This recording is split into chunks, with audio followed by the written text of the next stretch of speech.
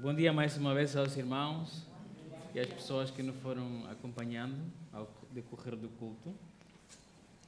Sei que estamos sempre a correr atrás do tempo, mas não queria, apesar de estarmos assim um pouco em cima da hora e respeitar os horários, não queria deixar de claramente de interessar-me e buscar que a palavra nos guie hoje.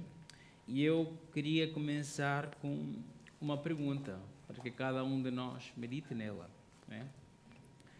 A pergunta é a seguinte: o que passaria na minha vida se hoje eu, hipoteticamente, não é, recebesse 50 milhões de euros na minha conta?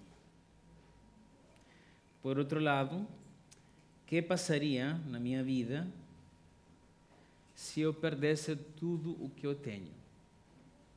Houvesse uma crise financeira, como já houve, por exemplo, com a questão do Banco Espírito Santo, não é? Que muitas pessoas perderam décadas de poupança, não é? E por que eu trago então estas duas perguntas? De facto, na palavra de Deus, vamos encontrar que tanto a abundância de bens como a escassez de bens representam situações que facilmente nos podem levar a cometer pecados contra Deus. Tanto uma pessoa que vive na Quinta das Marianas, que tem uma abundância de bens, como alguém como apresentou a Miriam daqui, da favela de Quibera, que tem pouco dinheiro. E esta situação não fugia a alguns autores da palavra, como, por exemplo, escreve Agur, que é um dos escritores do Antigo Testamento, escreve um provérbio, e ele escrevia nas suas meditações as seguintes frases: afasta de mim a vaidade e a palavra mentirosa. Não me des nem a pobreza, nem a riqueza. Mantém-me do pão da minha porção de costume, para que, porventura, estando farto, não te negue e venha a dizer: quem é o Senhor? Ou que, empobrecendo, não venha a furtar e tome o nome de Deus em vão. Provérbios capítulo 30, versículo 8 e 9, se querem apontar. Então, o propósito da minha pregação agora, não é, desta mensagem, desta curta mensagem, e que está baseada no livro de Filipenses, é que cada um de nós, independentemente da situação financeira que vivamos nesta vida, seja com escassez ou seja com abundância, jamais, irmãos, sejamos governados por algum pecado. Agur tinha esse temor e cada um de nós deve deixar de ser inocente ou ingênuo, e pensar que isso não pode acontecer conosco. Então vamos ir à palavra para ver o que o apóstolo Paulo nos tem a ensinar sobre esta situação. Então vamos abrir em Filipenses, está ali depois das cartas aos Coríntios, Gálatas, Efésios e Filipenses.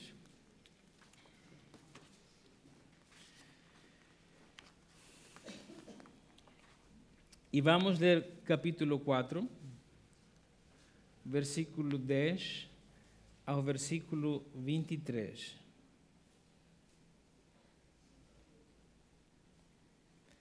Filipenses 4, versículo 10 ao 23. Diz assim: ora, muito me regozijei no Senhor, por finalmente reviver a vossa lembrança de mim, pois já vos tinhas lembrado, mas não tinhas tido oportunidade. Não digo isto como por necessidade, porque já aprendi a contentar-me com o que tenho. Sei estar abatido e sei também ter abundância.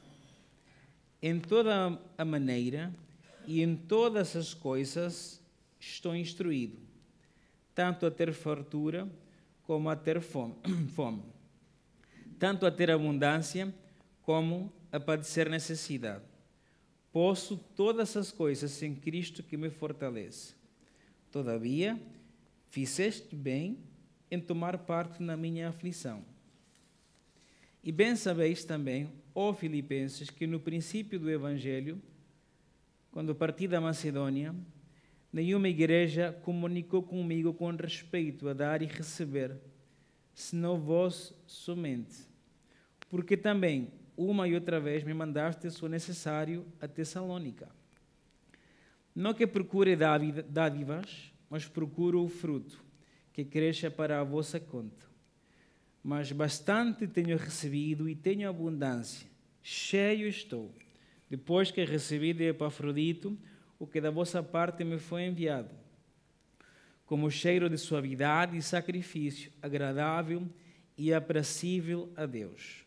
O meu Deus, porém, segundo a sua riqueza, suprirá todas as vossas necessidades em glória por Cristo Jesus.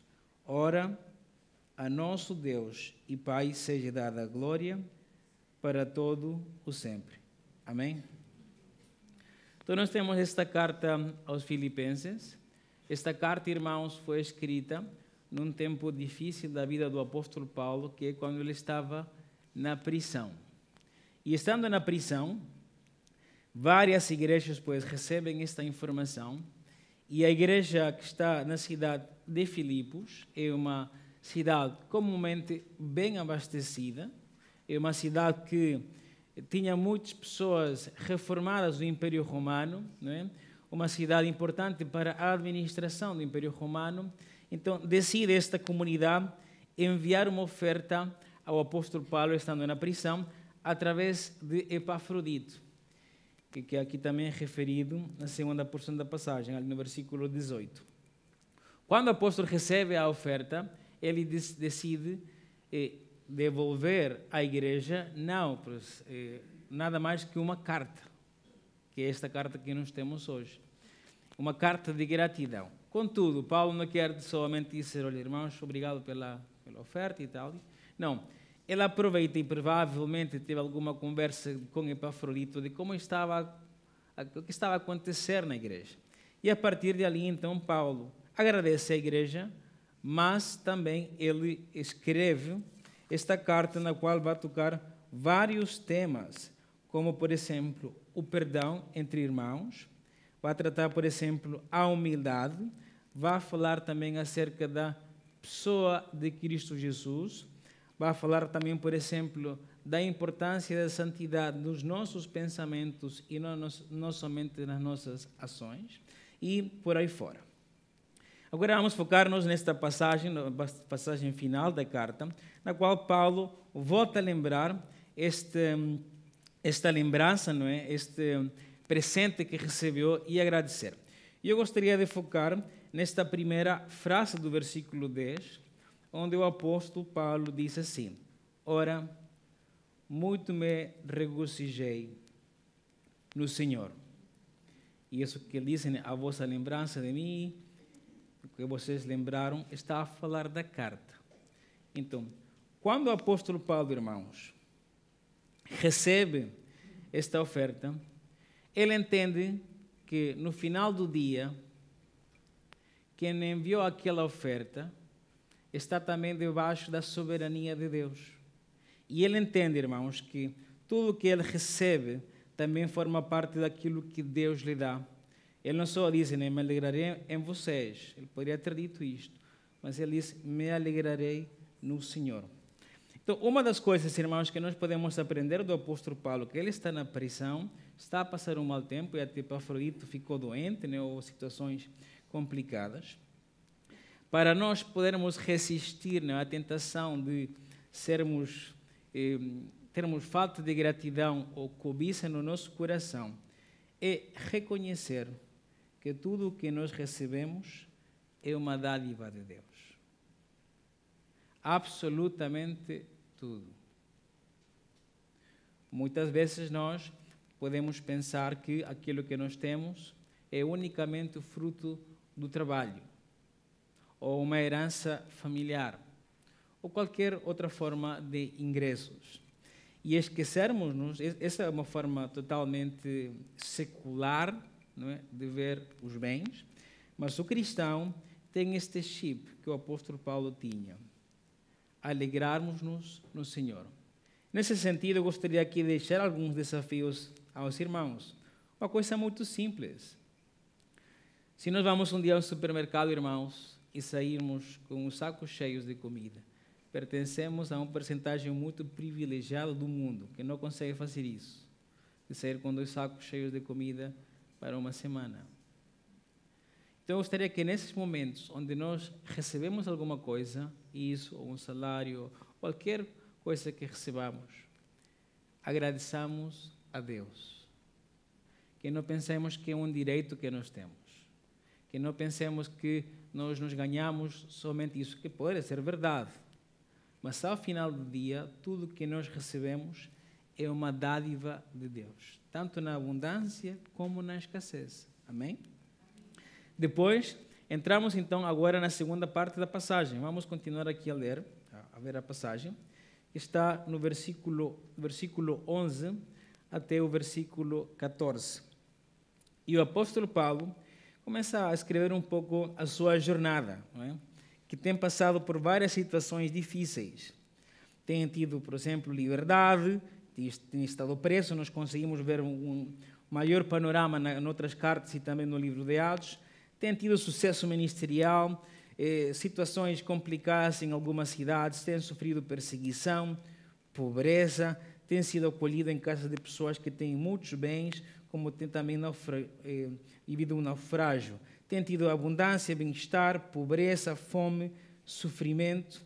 E ele disse que, apesar de tudo isso, ele, versículo 12, na segunda parte, em toda a maneira e em todas as coisas estou instruído. É o que ele está a dizer. Apesar de tudo isso, ele consegue viver tanto num lado como no outro. E depois volta no final do versículo 12 a repetir as mesmas coisas, né? Fome, fartura, abundância e necessidade. Quando nós vemos a vida do apóstolo Paulo, surge a pergunta então: qual é o segredo do apóstolo Paulo então para ele passar por estas situações, não é? Vemos o livro de Atos. Qual é o segredo para não pecar na abundância ou na escassez? E é ali que Paulo escreve um versículo bem conhecido no mundo evangélico, não é? Posso todas as coisas em Cristo que me fortalece. Não é? Infelizmente, às vezes este versículo tem algumas utilizações, não é? Um pouco muito gerais, não é? E as pessoas acham que literalmente podem fazer tudo o que eles querem, não é? Então, vou montar uma empresa, né? Posso todas as coisas em Cristo que me fortalece. Claramente Cristo pode ajudá-lo, não é? Quero fazer umas grandes férias, então eu vou planear tudo isto e posso todas as coisas em Cristo que me fortalece. E às vezes usamos a frase para tudo, não é? E acaba por perder o seu sentido original. Não é? Então, na passagem, irmãos, todas as coisas, não é? Que foi o que o apóstolo Paulo escreveu no versículo 13 e também no versículo 12, são todas as situações que uma pessoa pode viver. O desemprego está em todas as coisas. O emprego forma parte de todas as coisas. Estar casado forma parte de todas as coisas. Viver o divórcio também. Viver a viuvez forma parte de todas as coisas. São situações, vamos dizer assim, de alguma forma extremas, em algumas ocasiões, que facilmente nos podem tentar para nós cairmos em pecado. É nesses momentos que o apóstolo Paulo está a pensar quando escreve: posso todas as coisas em Cristo que me fortalece. Agora, quando nós também pensamos nisto, a vezes, se calhar, no nosso subconsciente, faz mais sentido, não é? Aquela pessoa que está em quibera, não é? Ele precisa mesmo de Cristo, né, para suportar a pobreza. E ele tem que se aferrar a Cristo, porque senão vai pecar. E se calhar não pensamos quando alguém se encontra na abundância. E é o que Cristo está a dizer. Se o irmão ou visitante está muito bem financeiramente, a sua vida está a correr bem, tem tudo em ordem, as suas dívidas estão pagas, não é? Graças a Deus, precisa de Cristo Jesus nessa situação de abundância, tanto e quanto uma pessoa que tem fome e não tem casa. Isso que o apóstolo Paulo está a ensinar. Porque às vezes, se calhar, nós pensamos, coitado, aquela pessoa toxicodependente, né, precisa de Cristo. Eu também preciso de Cristo. Se calhar não tenho esse vício, vamos pensar assim. Porque às vezes pensamos que Cristo é para alguns, né, que estão a passá-la mal, né? Estão numa crise financeira, precisa de Cristo. Está tudo bem, a minha vida é mais morninha espiritualmente, porque está tudo bem. E quando a vida começa a ficar difícil, tenho que orar mais, tenho que ir mais à igreja, a vida fica mais confortável e ali abrandamos. E é o que o apóstolo Paulo quer evitar a igreja de Filipenses. Em todas as coisas, em toda maneira, estar instruídos. Fartura, fome, abundância e necessidade. Isso é o que o apóstolo Paulo quer. Então, irmãos, no princípio, busquemos intensamente a Cristo Jesus, independentemente da situação da nossa vida. Todos aqui, irmãos, precisamos de Cristo Jesus exatamente na mesma medida. Como já explicou aqui o irmão Felipe, depois da leitura da passagem. Somos pecadores, precisamos dele. Não importa como está a nossa vida de saúde, nossa vida financeira, familiar. Todos precisamos dele. Vamos continuar na passagem. E chegamos a esta porção final, onde Paulo, em 3 vezes, vai voltar a lembrar essa oferta que eles enviaram. Versículo 15, versículo 16 e versículo 18. Constantemente, Paulo está a agradecer por aquela oferta. Ou seja, foi significativo para Paulo, até porque em outra passagem ele diz que foi das poucas igrejas, não é, que se preocuparam neste momento da sua vida. E ali, nessa sequência de versículos de agradecimento, também surge outro versículo bem conhecido pela maioria de nós, versículo 19. O meu Deus, porém, segundo as suas riquezas, suprirá todas as vossas necessidades em glória por Cristo Jesus. Mais uma vez, é um versículo que às vezes abusamos dele e utilizamos para qualquer situação. Alguém está a passar lá mal, olha, irmão, segundo a sua riqueza, suprirá todas as suas necessidades. Claramente é verdade, Deus pode fazer isso. Agora, qual é o problema aqui? O problema é que esta é uma promessa. E nós temos que ter, irmãos, muito cuidado quando encontramos uma promessa. Porque elas estão em um contexto muito específico e a promessa se encaixa nesse contexto. E se nós retiramos essa frase e vamos enfiá-la em qualquer situação, aquela promessa provavelmente não vai acontecer, porque muitos cristãos, irmãos, morreram pobres e muito pobres. Então Deus falhou a sua promessa. Isso que nós estamos a dizer, que Deus não cumpre esta promessa, não podemos chegar a essa conclusão. Então, o que o apóstolo Paulo está a querer dizer aqui, a igreja, irmãos, por ter dado essa oferta, provavelmente era muito abundante, provavelmente ficou com assim, uma espécie de buraco no orçamento da igreja. É isso. Eles ficaram aí com um déficit. Não estava a contemplar essa oferta, eles enviaram e na Assembleia, irmãos, nós temos aqui, na moeda daquela altura, 15% menos do orçamento. E é nesse sentido que o apóstolo Paulo, Deus suprirá as necessidades da igreja, do coletivo, na medida em que essas necessidades foram geradas pelo apoio missionário na obra do Senhor. essa foi a situação específica.